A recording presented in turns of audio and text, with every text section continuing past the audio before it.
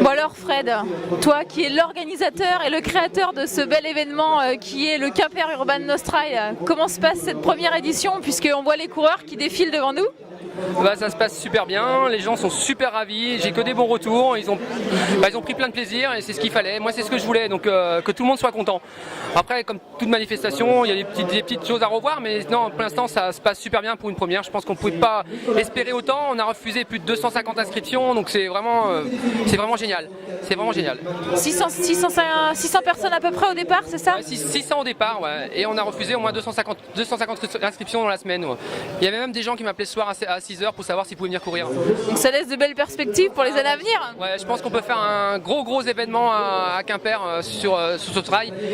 Il manquait quelque chose à Quimper et je crois que là on a trouvé quelque chose et je suis super content d'avoir trouvé l'idée avec Jean-Paul de mettre cet événement sur pied. Puis bon après c'est pareil, il faut remercier tous les bénévoles qui sont au Carrefour et puis tous les gens qui m'ont aidé à faire ces manifestations parce que sans eux, moi je suis rien non plus, donc voilà, il faut aussi les mettre à l'honneur. Non mais tout à fait, une organisation ça repose sur des mains et des bénévoles, voilà. Et que dire des lumières, hein, puisque c'était la mise en lumière de différents endroits de Quimper aussi, c'était ce que tu avais voulu marquer aussi cette année. Bah, on voulait marquer avec l'événement en mettant maintenant le Frugy en lumière avec ses ballons éclairants, puis on voulait mettre aussi le pont de Poulguinan et puis l'étang de Créage-Gwen.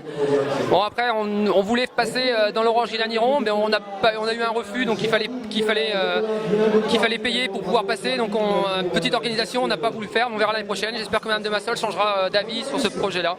Je pense qu'aujourd'hui on peut dire que c'est un pari gagné, donc je pense qu'il y aura des prochaines éditions, mais si on revenait à l'origine, d'où est venue cette idée? Cette idée c'est venu au coin d'un bar, Jean-Paul il m'avait invité chez lui, et puis il me dit Fred, toi qui fais de l'organisation de course à pied, qu'est-ce que tu vas pouvoir me trouver? Alors, je dis ouais, je vais t'organiser le premier Urban Trail d'Halloween, parce qu'on pensait faire ça le soir d'Halloween.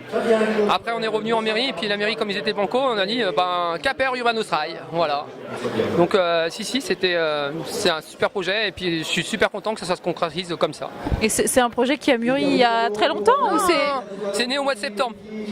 Donc tu as mis ça en place rapidement alors? C'était rapide, ouais. Au mois de septembre j'aurais dit ça, j'ai trouvé la date et ouais, moi c'est de gauche, j'ai réagi au quart de tour.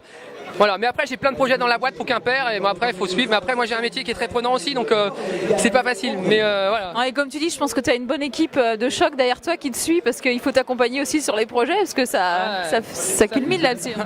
Ça fuse dans la tête, ouais.